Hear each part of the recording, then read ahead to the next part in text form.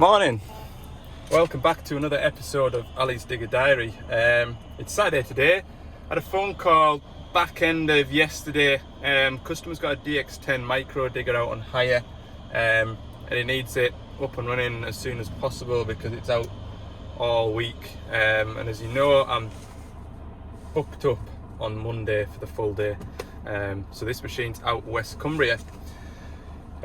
So just an easy little job. In fact, it's that easy that my 5-year-old's gonna do it, aren't you? So we need to put a new grease valve in the track tensioner. So you're in charge of the parts. I'm gonna be supervising, and you can claim the overtime, can't you? Yeah. Yes. Nice day out West Cumbria, just sort of west of the Lake District. So yeah, should be a nice little ride out. Right, you got the bit? Yeah. Good, I'm pleased that's made it. Right, let's go and have a look at this micro digger. You coming? Oh, we've had our first casualty look. Try to click himself out of the seatbelt and he caught his finger. Never mind. I said it'll sting for a little while. So we've got grease coming out the side of here. And you can see that O-ring's all chewed up. And yeah, my hand ain't gonna fit in there, but his will, won't it? Right, let's get some bits out. Okay, so what we want to do is move this plate out the way so we've got enough room. So put that nut runner on there. There you go. Pull the trigger, right? Pull the trigger. That's it. You already know what to do, look. Well done. So move that out the way. Right, what I'll do is I'll do this bit because I've got gloves that fit, you don't. We'll get all that grease out of there so we can see if it's leaking once we put the new one in. Yeah? Sound good? Yeah. Right, so I've got that all cleaned out in there. So we put grease into here, which then fills a chamber like this ram up here, and that pushes that wheel out of there, which makes that track go tight. Does that make sense? Yeah, but it's not tight at the moment. Yeah, that's right. That's because we've got this valve out. So that new valve is going to fix it, hopefully. So what you need to do for me now is go to my toolbox and find a socket that fits that. Not that one, not that one, not that one. Oh, wait, did it go into that one? Turn it a little bit. No, you're right, it doesn't fit that one. Next one. Ah, perfect fit. Right, pick that one out. It won't come out. Ah, you have to pull it. You're normally good at emptying. Yeah, they're not cleaning my tools up properly. What size is that? 15? Yeah. Yeah, that'd be about right, I would have said. Right, now we need a ratchet. And an extension for the ratchet. Okay. Right. Back over here. Now. So what we need to do now is we need to thread this into there. So I'll do this bit. I'll get it started on the threads. And then you're going to tighten it up with that ratchet, all right? Yeah. Grand. I tried fitting a new grease valve into the thing with this fitted inside, but I've had to take the track off because I can't get it to start on a thread, and I wonder if that's the problem or whether I just can't get it on square in there. Are you going to try and do it outside? Yeah, it's not wanting to get a start. That looks square there now. We'll try that. But this is all it is. So basically this piece here slides into here. It's like a ram, and we pump grease into here, fill this chamber up, and that pushes that out, which pushes against that, which takes the tension up. Right, just be careful with this, and we'll have a go. Have we got it there now? No, that's not. That's going in wonky, isn't it? Yeah, I'm not. I don't think that's right, is it? No. No. Anyway, we'll have a bit do at this. bit more of a job than I thought it was going to be. Got the threads cleaned up in there now. The starting threads were a bit chewed up, and that might be because either this had come loose and it had come to the point where it's chucked the last threads off it. Well, the threads are fairly clean on this. Anyway, got it. That's all tight. That should seal. I'll lift it up here. You guide it in. You need to lift that front bit up, the bottom bit, spin it round. Oh, this is a two-hander. Push that in, watch your fingers. That's a good place to push, yeah, from here. Wobble, wobble, wobble, wobble all the way in. Right, that should be okay. Now we'll lift the track up onto it. Go on. I'm just joking. I think you might trap your fingers. I'll do this bit. You jump out the trailer for me. Okay, so what needs to go into that chamber? Yeah. What needs to go into it? Blood. It's red. It's not blood though, it's grease. Yeah. So if you pull that trigger, this track should start going up hopefully. Pull it. Why is it locked? Hang on. Right, now do it.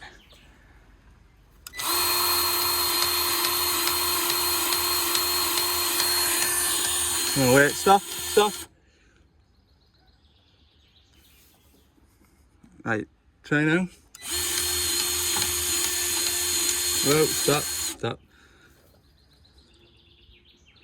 Something ain't right in here. I think it might be my grease gun in leaking, but it's gone up. Just needed to shove it on and pull the trigger at the same time. So I'll just clean all this out of here and we can keep an eye on the tension, which is good at the minute. Let's just clean all that out of there, yuck. It's a good job you're not doing this. We forgot to put your boiler suit in, didn't we? What's the screw? Don't say that. Anyway, it's all tensioned up, it's not leaking, so that's good. Go on then, you put it back together for us. Where does that bit go? That bit goes there. Yeah, but does it go the other way around? Yeah. Right, turn it the other way around then.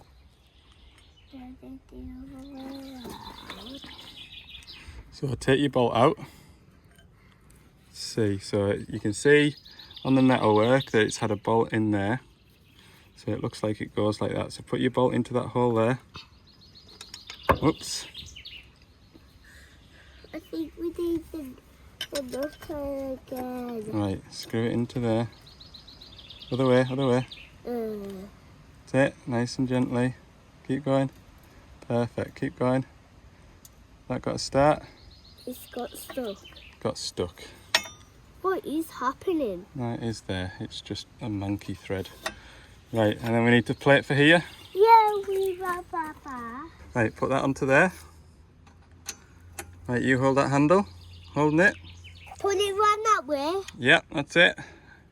And then back up. And really fast. That's it, and you see the bolt's gonna go in now. Fast as you can.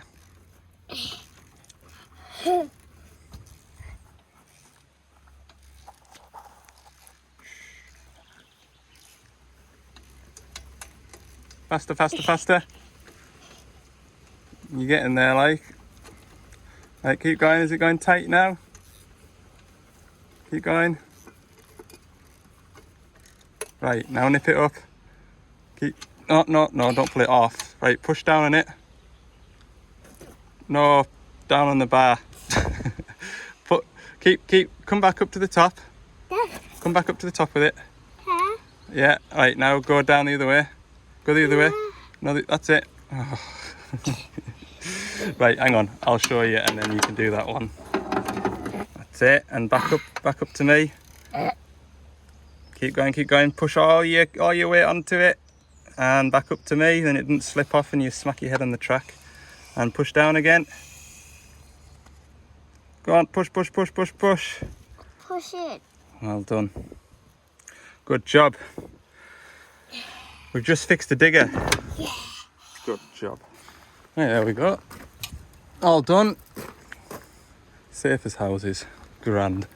Right, home time. See you on Monday. No. See you on Tuesday. Tuesday morning. Yesterday was a bit of a ride out. I was away over to the northeast yesterday to put a aircon pump on a shovel. The aircon pump had seized up. I'll show you. I can show you this, I just can't show you where I was. Have a look. I stripped it down because I wanted to see what had happened, but let's see if we can get this out. Hang on. So yeah, the clutch basically seized up, and the fan belt, which, well, auxiliary belt, whatever you want to call it, it's not really a fan belt on a loading shovel because it doesn't drive the fan, but you know what I mean. It's shredded into a million pieces, and I just wanted to, I thought I'll just have a look, see if the pump has seized up, or see, try and work out what's happened. But this is the inside of an air conditioning pump. So when that clutch is engaged, it turns this shaft and it pumps the gas around. There's a bit of marking on the bars, you can see just a tiny bit, but now you can get your fingernail into, it's just sort of markings really. Ignore all this dust and rubbish because I stopped caring about keeping it clean. So yeah, I don't just know what's caused that. Where the machine's working is a really dusty environment, so I wasn't sure whether the dust had got behind the clutch and burn its cell out. I really don't know, but anyway, the belt went, and so it needed a new aircon pump, but it also fed a load of belt into the water pump pulley. I don't know if you can see there, there's a bit of the belt there, and with it being all the way out where it was, I didn't want to risk trying to pull that bit of belt out of there, run the machine up after fitting the aircon pump, and it to hoss water out of here. So it's had a new water pump as well. That's a reasonably big job as well. Satnav told me I was going to get there for about 11:15. I didn't get there till 12:30. There was I actually don't even know what had happened on the road, but basically sat still for an hour and a half. So yeah, it was a late finish last night, didn't get home till 9:20. Anyway, that's all back up and running, so it's a good thing.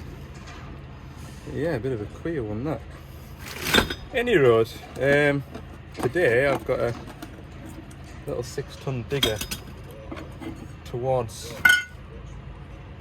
west that needs looking at for a fuel leak, so I'm going to go and have a look at that once I get all this aircon gear chucked off the van, because I don't need to carry that around with us. Yeah, hope you're well. I had a good weekend. Hope you did too. It was nice to take the eldest out on a little job. It's nice to spend a bit of time with them, and hopefully he'll remember that when he's a bit older.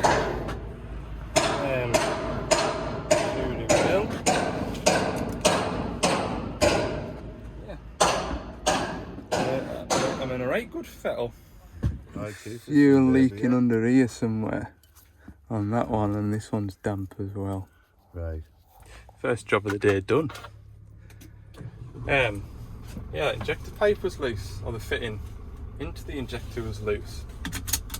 I don't know what else been going on with that digger, because if you look at the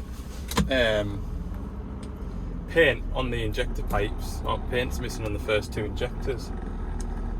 So I don't know whether it's run out of diesel and someone who didn't know has cracked an injector pipe off to bleed it. Common rail engines, you shouldn't have to crack injector pipes off to bleed them. It'll self-prime, it'll do it all itself. So you've got a common rail engine, don't touch the injector pipes. I mean, by rights, if you touch an injector pipe, you should replace it with a brand new one. Right, am I going to get turned around in here, or am I going to get stuck and take the sump off the van? Let's see. I need to go and pick up my other tyre as well. That's another job I need to go and do. Anyway, back through at Carlisle, up, oh, I've just stalled, up into the hills, got a 160 to service and a 210 to have a quick look at. Hopefully it's a quick look. Just after editing this video, and the bit you're about to see, I realised I didn't explain too well until afterwards. So this is a DX210 up in the woods. It's got noisy hydraulics, and what else is it doing? Just a bit lazy when it's working. Alright, hopefully by the end of this section you'll understand what I've done to fix it, although it has been a bit of a brain teaser. So these are what the negacon valves do on the machine, or this is what they're not doing. So you can see the front and rear negative control pressures, which are sat roughly where they should be. They want to be about 30-31 bar. And if I select, obviously we've got the bucket fully emptied at the minute. If I select that function to empty the bucket with the pilot lever up,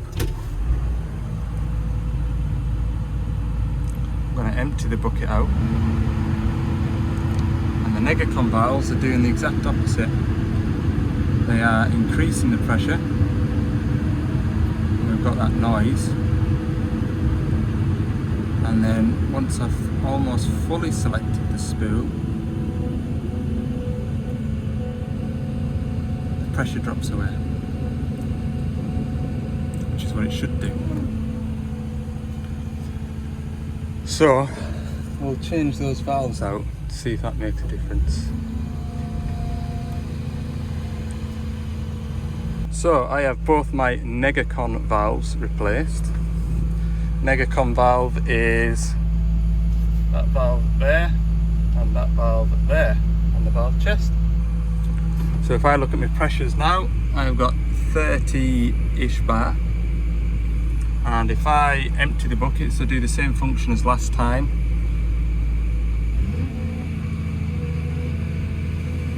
my pressure decreases. My pressure decreases the more I select the function. Does that make sense? So, what is a negacon valve? So, these machines run on a negative control system. Some machine manufacturers use positive control, which essentially works the opposite way to the way this system works, if that makes sense.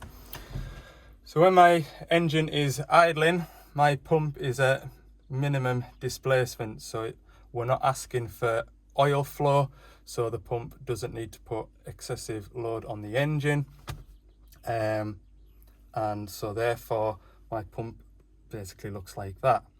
When I want to fill a cylinder, so if I want to scoop my bucket, as I bring this lever towards me, I am asking for more and more oil flow. I'm asking for more and more speed of that cylinder being filled with oil, so I'm asking for more oil flow. So as I do that, the pressure that controls the pump, the negative control, that pressure decreases, which then swashes the pumps more and more and more and more and more, which then gives me more and more and more oil flow. What the machine was doing before, we had a hydraulic noise at idle. We also had a high negative control pressure, a high negacon pressure, and that pressure did not decrease until we'd almost selected the full travel of the spool, which gave the machine a clunky, feelless operation. It also increased the fuel consumption and AdBlue consumption by increasing the fuel consumption. So we've replaced those two valves. We've done a couple of tiny adjustments to the pump just to make sure that our standby pressure and our negacon pressure at standby is correct. So this machine now should be good to go. What I'm going to do is get the operator to put that digging bucket on while I pack my tools away, and we'll get him to have a scrat about and see how it feels. So these are the negacon valves. Truth be told, the reason why you didn't see me swapping them is because I was a bit dubious about whether or not they were going to cure it. But yeah, when I put the new one and the old one side by side, I really couldn't see much of a difference, if any at all. I've got a punch here that I was pushing this valve down with, and the operation of that is smooth, and they both had a similar sort of resistance against the spring. It was only when I fitted the second one, when I pulled the second one of these out, I noticed that the new one, this bit in here, this part of the valve here, there, that bit there, was sat down ever so slightly more than this one. And that was the only difference that I could see at a glance. When I had them side by side like this, I don't know whether it was an optical illusion, but I wasn't just sure whether the drillings of this were slightly lower down on the body of the new valve that I fitted. A bit of scoring on there as well, I've noticed just now as well, whether this doesn't move, this bit here, this whole body is stationary, so I don't know whether if or not that matters. But yeah, that is the story of the negacon valves. I'll show you where those valves go, or where the oil pressure goes to on the pump now. So this is a negacon pipe here, and you've got a negacon pipe here, and it's this that's basically, you've got an arm in here that is swashing the pumps. So when you put oil, when you decrease the oil flow, that then swashes the pump. I guess it'll be that way because the pressure pumping the oil in the neutral position will push the paddle that way. And then these are the negacon pressure sensors here, which is what we were looking at, which is getting pushed around by this refueling hose. But anyway, that is where the negacon bit is on the pump. If you're a mechanically minded person, you can probably see how you can adjust that pressure, but I'm not going to show you. So yeah, we'll just put that top panel back on, give it to the operator, and he'll be the best judge as to whether or not the machine feels better. To me it does. But this fella sat on the machine for 2,500 hours, so he'll have a better idea than me, maybe. We'll see. Right, there we go, it's back from its testing, and as a mechanic, when you're watching a machine working away, you're looking at it going, it looks better, it sort of looks a bit more fluid in its operation, and there's no greater confirmation than when the operator swings around and gives you a thumbs up out the window. So I think this machine's all buttoned up. So this is a machine that I was at last Monday. And because I didn't know the answer to it and I was a bit hot and bothered about it, I didn't bother filming it. So yeah, it's been in my mind to try and get sussed and sorted out, so good job. There we go, happy driver heading away back down the hill. Back to work. The machine that's healthy. Yeah, it has been niggling me, that one.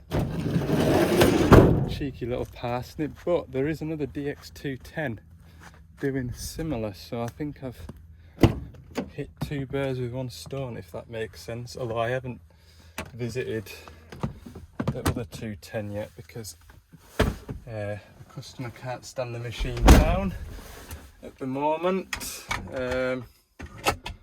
So yeah, if it is that, then that's a quick fix.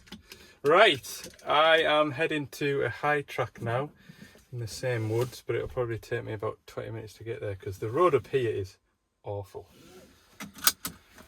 It's 1:30. I should really have my lunch now because when I get to the other machine, I'll get out the van and crack on, and then I won't have had any lunch.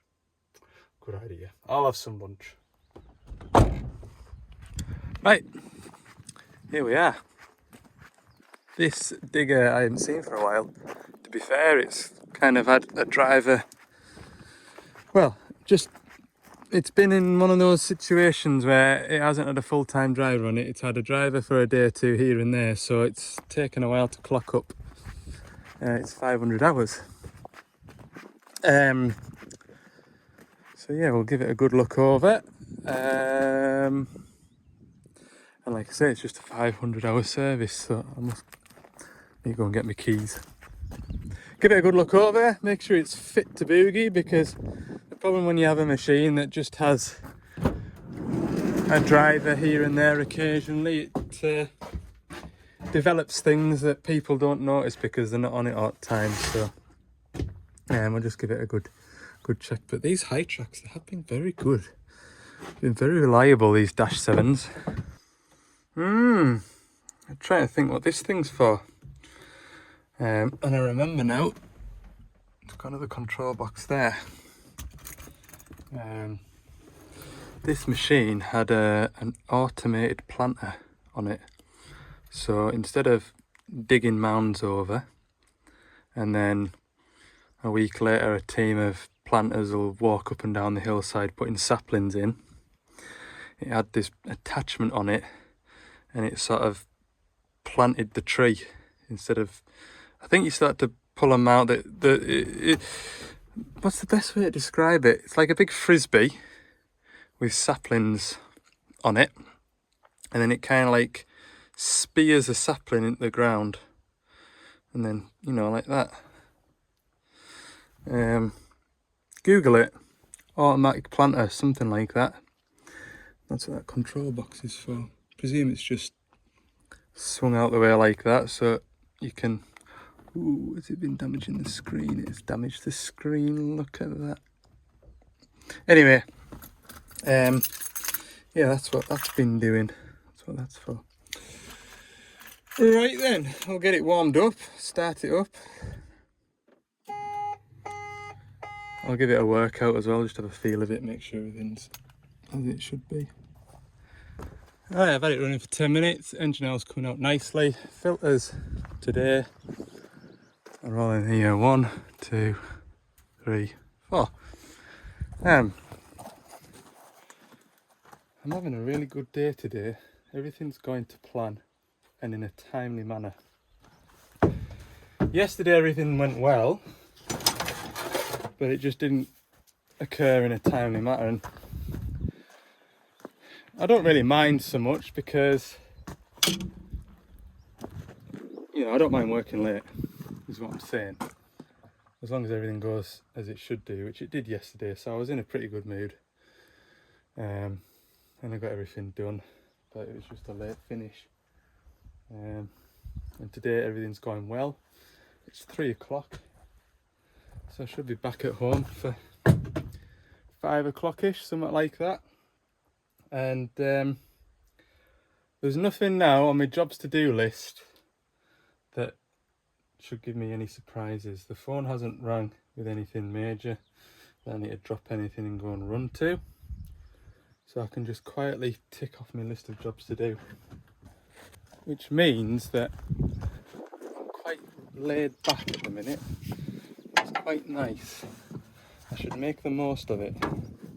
I should. Right. These new filter heads, they tighten themselves up, I'm telling you now. That is FT. Good night. Right, it's a two-handed job. We'll batter all these filters off, eh?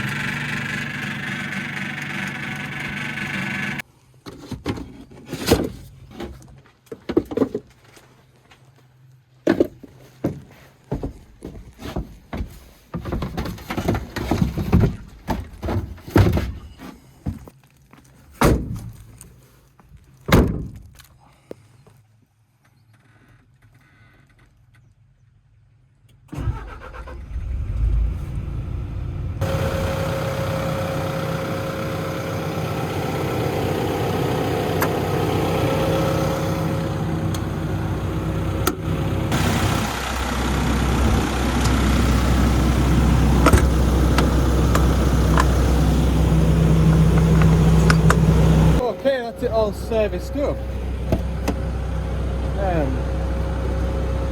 Just remembered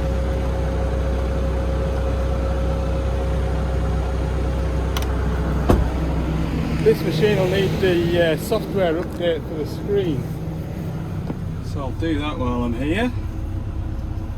It's one job, one more ticked off the list. I'll need to switch the machine off before I can do this. I'll just let it run a little bit more so it's up to temperature. I was thinking there while I was servicing that machine, it's like you get to know when a machine's been out for a while, you get to know the sort of common bits to kind of look out for on a service, so you can save yourself a little ride out for something daft. But these high tracks and the 140s in general, the Dash 7s have been pretty good. Just thinking back at the breakdowns that I've had, or the breakdowns on the Dash 7 140s that I can think of, at those fuel return pipes off the injectors, that was a random one. Everything was dry up there.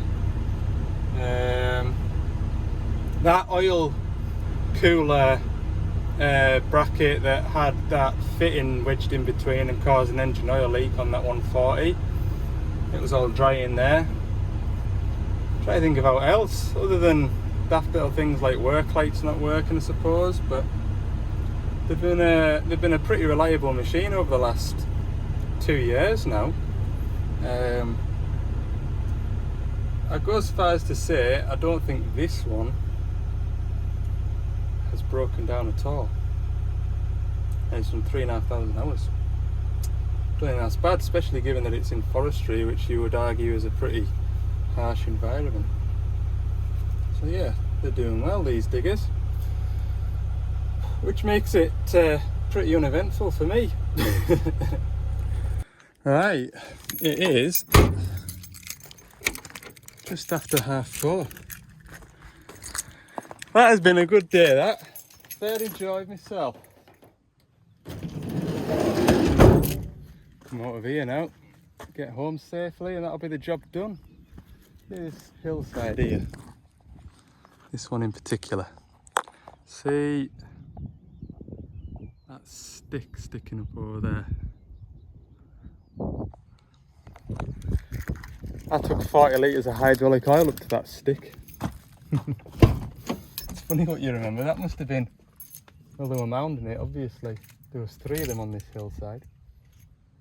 That must have been about 6 years ago. Wonder if I'll ever be back here when they're harvesting it, or just after they've harvested it. I said in one of the videos not too long ago, I've only got 3 years left and I'll be retiring. Oh dear, what'll I be then? 35. Hey man, I tell you what, if the winters are as long as this last winter is, God, I don't think I'll be another 30 years here doing this job. That's for sure. Anyway, that needs to be a distant memory, that winter. Right, onwards. Now the only thing that could spoil my day is a puncture, really, isn't it? Still haven't collected my spare tyre. I think I'm going to do my brakes on my van in the very near future. I'll go and collect my spare tyre. And that'll take the jeopardy out of these forestry roads. Look at that stone there sticking up. Stones like that one there.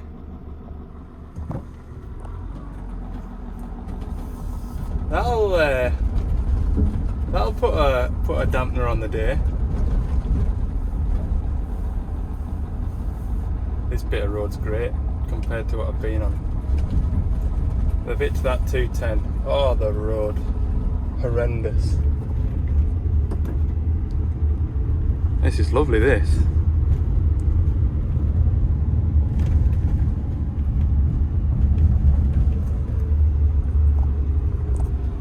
This is the best bit of the job. Like, if I wasn't doing this job, fixing diggers,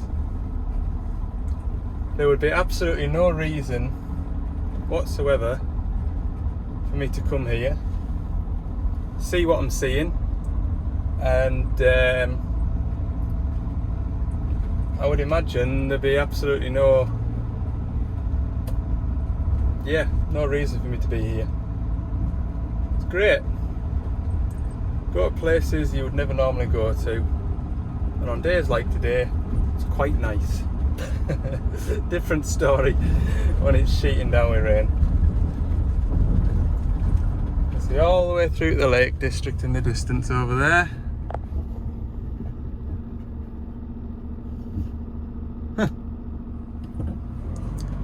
Yeah. Right, I'll round the video up at that for today then. Thanks for watching, I hope you've enjoyed it. The next video will be something a bit different. I've had my call up. You'll see in the next video what I mean by that. And yeah, if you've enjoyed the video, click the subscribe button and like it too. That'll let me know. In fact, the more of you subscribe to this video, the better. I can get up to me 10,000 subscribers. Once I hit 10,000 subscribers, I'll stop making videos. Alright, that's a promise. You won't have to watch any more. Maybe that's not an incentive. Depends. No, I'll keep going. Don't worry. But let's get to 10,000. See you in the next one.